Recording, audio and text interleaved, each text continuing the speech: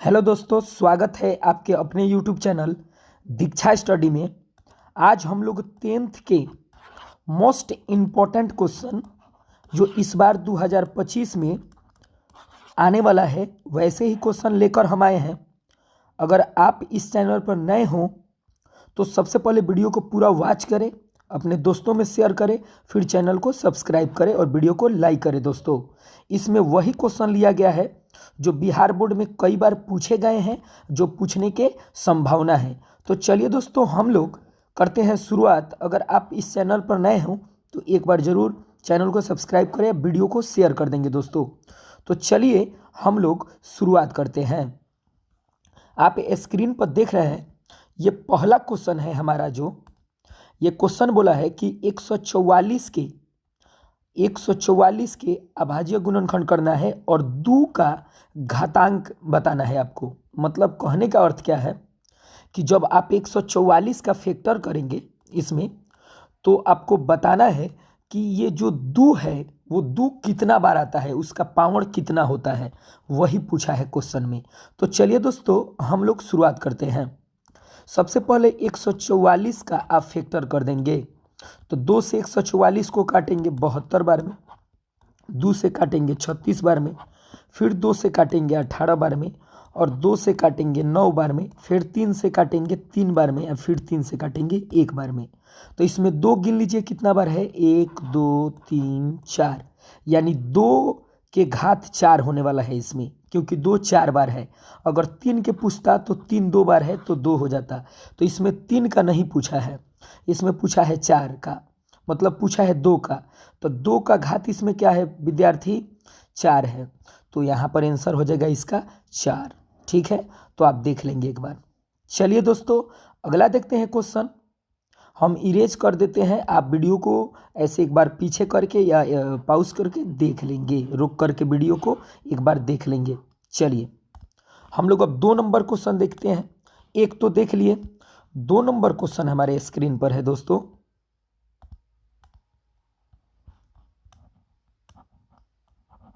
चलिए 2 number question देखते हैं कि निम्नलिखित में कौन सा अपरिमेय संख्या है। ठीक है, तो देखिए ये 16 का वर्गमूल 4 हो जाएगा, 25 के 5 हो जाएगा, जोड़ेंगे तो 9 हो जाएगा। ये परिमेय संख्या है। 4 का वर्गमूल 2 हो जाएगा, 100 का वर्गमूल 10 हो जाएगा। ये टोटल परिमेय संख्या है। लेकिन 17 का वर्गमूल कोई नहीं होता है दोस्तों, क्योंकि पूर्ण रूप से कोई वर्गमूल नहीं होता है। तो इसका आंसर हो जाएगा रूट में 17, जो अपरिमेय संख्या है। ये सब क्वेश्चन आता है दोस्तों बिहार बोर्ड में। चलिए अब देखते हैं 3 नंबर क्वेश्चन। निम्नलिखित में कौन सा अभाज्य संख्या है। आप जानते होंगे कि अभाज्य संख्या, निम्नलिखित में कौन सा अभाज्य संख्या है। ठीक है, क्वेश्चन वही है। आप जानते होंगे कि अभाज्य संख्या हम उसको बोलते हैं जिसको फैक्टर करें। जैसे मान लीजिए 7 है, तो 7 का आप फैक्टर करेंगे तो 1 से जाएगा और 7 से जाएगा। फिर मान लीजिए 11 रहता, तो 11 का फैक्टर करते तो 1 से जाता और 11 से जाता। तो ये सब अभाज्य संख्या है। सेम वही चीज़ इसमें पूछा है जो आपका क्वेश्चन नंबर 3 है। तो अगर हम 91 को चेक करें, 91 को, तो देखिए क्या किस किस पहाड़ा से कट जाएगा। ये कट जाएगा आपका 7 से, 13 सत्ते 91, फिर 1 से भी कटेगा। यानी इसका 3 गुणनखंड आ रहा है, 1 आ रहा है, 7 आ रहा है और 13 आ रहा है। तो ये अभाज्य संख्या नहीं है, ये भाज्य संख्या है दोस्तों। क्या है, भाज्य संख्या। अगर हम 213 का तोड़े, सबसे पहले 41 का तोड़े, तो 41 जो है मेरा, देखिए ये 501 भी टूटेगा, 213 भी टूटेगा, लेकिन ये 41 को आप अगर तोड़ेंगे तो 1 से टूटेगा और 41 से टूटेगा, और किसी पहाड़ा से ये नहीं कट सकता है। तो ये मेरा जो होगा, क्योंकि 2 ही गुणनखंड आ रहा है इसका, एक 1 और एक 41, तो ये एक अभाज्य संख्या है, जो ऑप्शन नंबर हो जाएगा यहाँ पर सी। ठीक है, चलिए ये नहीं है, आप इसको ना देखेंगे, 213, ये 41 हो जाएगा। ठीक है, चलिए हम लोग देखते हैं कि 4 नंबर क्वेश्चन। 2 लगातार संख्या का मौसा बताना है। 2 लगातार संख्या का मौसा बताना है। तो 2 लगातार संख्या हो जाएगा हमारा, लगातार यानी गिनती लिखेंगे तो आप 1 से लिखना चालू करेंगे तो 1 होगा, अब फिर यहाँ पर क्या हो जाएगा, 2 होगा, और इस दोनों का मौसा जब आप निकालेंगे तो 1 होने वाला है। तो इसका आंसर हो जाएगा डी, राइट आंसर। अगर यहीं पर कहता है दो लगातार सम संख्या का मौसा, तब इसका आंसर 2 हो जाता है। ठीक है, देख लेंगे आप लोग, मौसा तो पढ़े होंगे, आंसर हो जाएगा। चलिए आगे बढ़ते हैं हम लोग। चलिए 5 नंबर क्वेश्चन हमारे स्क्रीन पर आ गया है। 5 नंबर क्वेश्चन है विद्यार्थी, निम्नलिखित में कौन सा परिमेय संख्या है? निम्नलिखित में कौन परिमेय संख्या है? तो देखिए ये आप काटेंगे, 0 से 0 कट जाएगा और ये 5 से कट जाएगा 10 बार में, यानी 1/√10 होगा काटाने के बाद। तो ये परिमेय संख्या नहीं है। ठीक है, ये अपरिमेय संख्या है। ठीक, 32 को तोड़ेंगे तो 32 को आप फैक्टर करके तोड़ेंगे तो ये भी परिमेय नहीं आएगा। ऐसे तोड़ेंगे 2 गुने 2 गुने 2 गुने 2 गुने 2, 5 गो 2 आएगा। तो 2 से 2 निकल जाएगा, 2 से 2 निकल जाएगा, यानी 4√2 हो जाएगा। तो ये भी तो परिमेय संख्या नहीं है, ये अपरिमेय है। अब आइए, ये तो अपरिमेय है, लेकिन ये जो आपका 1 नंबर ऑप्शन है, ऑप्शन नंबर ए, ये परिमेय संख्या है दोस्तों, क्योंकि 1 का वर्गमूल 1 हो जाएगा और 144 के वर्गमूल 12 हो जाएगा।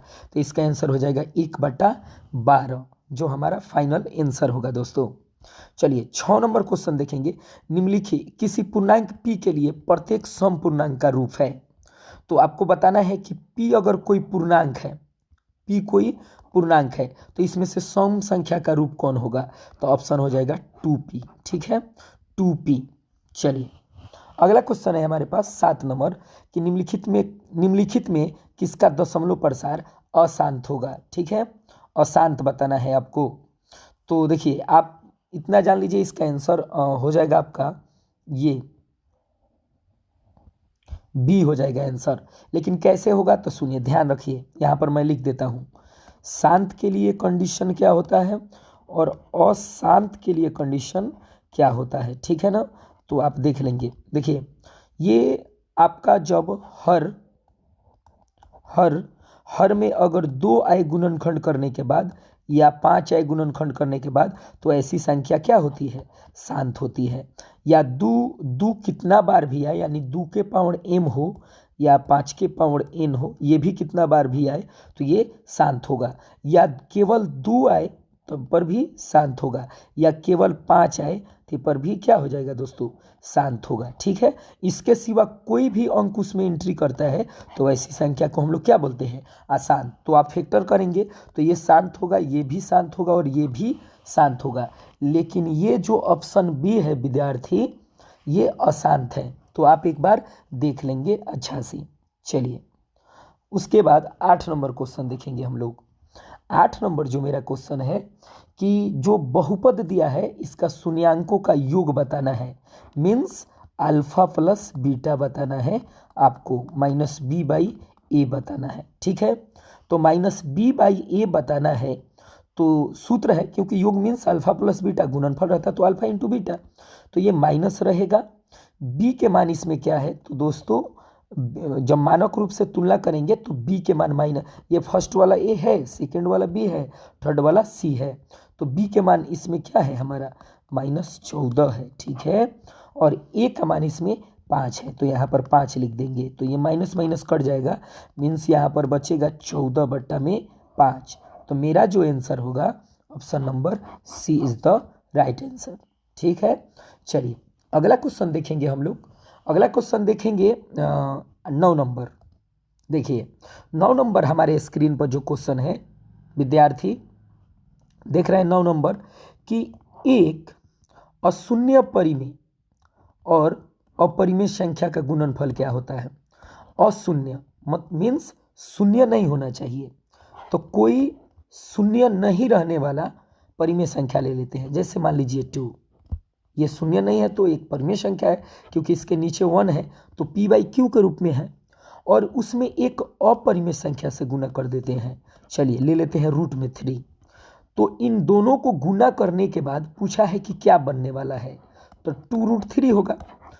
2 क्या होगा दोस्तों? 3 होगा। तो 2√3 क्या एक परिमेय संख्या है? तो नहीं, ये अपरिमेय संख्या है। तो इसका जो आंसर हो जाएगा हमारा ऑप्शन जो होगा बी हो जाएगा। ठीक है, तो आप एक बार देख लेंगे ऑप्शन बी। चलिए अब हम देखते हैं 10 नंबर क्वेश्चन। क्वेश्चन है हमारे पास कि एक्स स्क्वायर माइनस 11 का आपका शून्यक बताना है। तो हम बराबर में ले लिए 0, तो एक्स स्क्वायर ये माइनस में है, उधर जाएगा तो प्लस हो जाएगा। तो ये स्क्वायर कहाँ चल जाता है, रूट में, बट ये दो चिन्ह लेके जाता है, एक प्लस और एक माइनस। तो एक प्लस और एक माइनस का मतलब हुआ कि ये जो संख्या है दोस्तों रूट वाला, ये एक बार प्लस के साथ है और एक बार माइनस के साथ है। तो ये ऑप्शन जो होगा ऑप्शन नंबर डी हो जाएगा। ठीक है, देख लेंगे आप लोग। चलिए आगे बढ़ते हैं हम लोग। चलिए हमारे पास क्वेश्चन जो है दोस्तों आ गया 11 नंबर क्वेश्चन। निम्नलिखित में किस द्विघात बहुपद के शून्यांकों का योग -4 तथा गुणनफल -5 है। तो इसके लिए एक फॉर्मूला है द्विघात बहुपद का, x square minus alpha plus beta into x plus alpha into beta, ये सूत्र है हम लोगों का। तो ये एक्स स्क्वायर ज्यों के त्यों रहेगा, माइनस ये आपका क्या है अल्फा प्लस बीटा यानी योग है -4, तो उसका माइनस और सूत्र का माइनस, ये +4 हो जाएगा। और एक्स है तो एक्स, फिर ये प्लस है तो प्लस, फिर अल्फा इंटू बीटा का मान भी माइनस में है, तो ये प्लस नहीं होगा, उससे गुना कर देंगे तो माइनस हो जाएगा।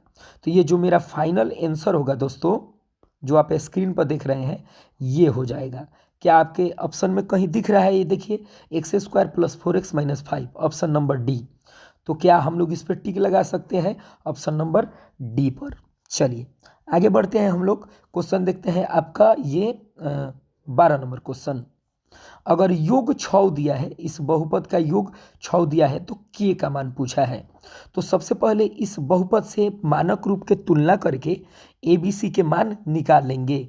तो मानक रूप के तुलना करेंगे तो इसमें ए का मान क्या है बताइए, ए का मान इसमें 1 है, बी का मान क्या है दोस्तों -k है, और सी का मान क्या है इसमें 8 है। और इसमें ऑलरेडी योग यानी कि अल्फा प्लस बीटा का मान आपका 6 दिया है, ठीक है पहले से। तो हम अल्फा प्लस बीटा का मान 6 दिया है, तो इसका सूत्र लगाएंगे -b/a बराबर 6। तो माइनस रहेगा, b के मान इसमें दिया है -k, तो उसका माइनस इसका माइनस मिलके प्लस हो जाएगा। a का मान 1 दिया है और बराबर में 6 दिया है तो 6, तो 1 छोड़ देंगे यहाँ पर नीचे, तो 1 का कोई मतलब नहीं है, तो k का मान 6 आ जाएगा, ऑप्शन नंबर डी आ जाएगा। आप देख लेंगे ये वाला ऑप्शन हो जाएगा डी। ठीक है, चलिए आगे बढ़ते हैं हम लोग दोस्तों, आगे बढ़ते हैं, इसको क्रॉस कर देते हैं, आप नोट कर लेंगे, ठीक है वीडियो को रोक कर। चलिए ये ऑप्शन डी आया था। चलिए के किस मान के लिए, 13 नंबर क्वेश्चन, के किस मान के लिए समीकरण इतना तथा इतना का संपाती रेखा का प्रदर्शित करता है। देखिए क्या होता है, संपाती कब होता है, जब कोई मान लीजिए हम ग्राफ बनाते हैं। देखिए यहाँ से हम लोग मान लीजिए कोई ग्राफ को ड्रॉ कर रहे हैं, जैसे ले लेते हैं, देखिए यहाँ पर ले लेते हैं। चलिए एक रेखा ये ले लिए और एक रेखा ये ले लिए, ठीक है।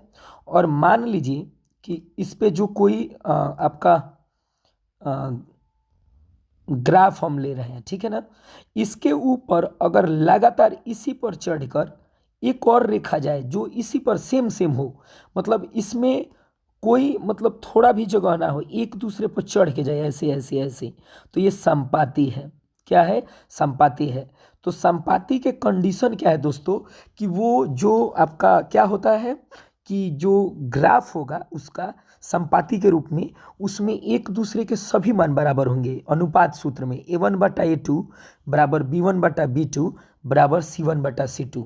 मतलब इसमें ये हो रहा है क्वेश्चन में कि जो a1 का मान होगा वो a2 के बराबर होगा, जो b1 का मान होगा वो b2 के बराबर होगा, और जो c1 का मान होगा वो c2 के बराबर होगा। जैसे ही इसको हम लोग पुट कर देंगे तो हमारा क्या होगा, फाइनल आंसर आ जाएगा दोस्तों। ठीक है, तो चलिए इसको हम लोग सॉल्व करते हैं जल्दी से। ठीक है, चलिए सबसे पहले इसमें a1 का मान 3 है, तो यहाँ पर लिखेंगे 3। समीकरण 1 से a1 b1 c1 और समीकरण 2 से ये समीकरण 1 है, ये समीकरण 2 है। a1 b1 c1 a2 b2 c2 का मान सजा लेंगे। तो इसमें a1 का मान हमारे पास क्या है दोस्तों, देख सकते हैं आप कि 3 है, तो a2 के मान 6 है। ठीक है, a2 के मान 6 है बराबर, फिर b1 के मान आपका -1 है, कुछ नहीं है तो b2 के मान -k है। ठीक है, उसके बाद बराबर c1 का मान इसमें -8 है, तो c2 का मान क्या है, -16 है। माइनस माइनस कट जाएगा, माइनस माइनस कट जाएगा, 3 दूना के 6, 8 दूना के 16। मेरे पास बचेगा 1/2 बराबर 1/k बराबर 1/2। किसी दो को बराबर कर देंगे तो k का मान निकल जाएगा। जब ऊपर वाला कैंसिल हो जाएगा, किसी दो को बराबर कीजिए, किधर से भी हम 2 को बराबर किए तो एक एक कट गया, तो k के वैल्यू 2 आ गया। तो इसमें ऑप्शन नंबर ए हो जाएगा 2। ठीक है, तो चलिए आगे बढ़ते हैं दोस्तों, हम लोग 14 नंबर क्वेश्चन देखते हैं। 14 नंबर जो क्वेश्चन है हमारे पास कि शून्य इतना और इतना वाले द्विघात बहुपद के शून्यांकों की संख्या होगा। तो सीधा सा बात है दोस्तों, वो कोई भी शून्य हो, अल्फा बीटा कुछ भी हो, लेकिन द्विघात आया है तो इसका आंसर 2 ही होना चाहिए। ठीक है, तो इसका आंसर ऑप्शन नंबर ए हो जाएगा 2। ठीक है, चलिए हम लोग आगे बढ़ते हैं और अगला प्रश्न को देखते हैं। अगला प्रश्न है हमारे पास, चलिए क्वेश्चन है कि निम्नलिखित में किस समीकरण का मूल -2 है। इसका मतलब क्या है कि ये 4 ऑप्शन जो दिया गया है उसमें किस मान में, मतलब ये जो मान 2 है किस समीकरण में रखेंगे कि वो समीकरण का मतलब हल 0 आ जाए, इसका अर्थ वही है।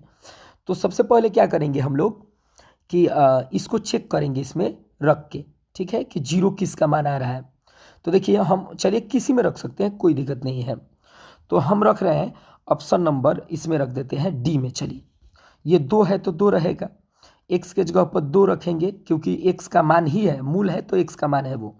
तो 2 के स्क्वायर -7 गुने 2 +6, तो 2 के स्क्वायर हो जाएगा 4 और 4 दूना के 8 -7 दूना के 14 +6, प्लस वाला के जोड़ देंगे तो ये हो जाएगा 14 -14, ये 14 से 14 कट जाएगा तो आंसर आ जाएगा 0। तो हम कह सकते हैं कि ये जो आंसर होगा इसका, हमारे जो प्रश्न है उसका जो आंसर होने वाला है विद्यार्थी, आपका आंसर जो होगा वो हो जाएगा ऑप्शन नंबर इसमें डी। ठीक है, option number D right answer होगा। क्यों?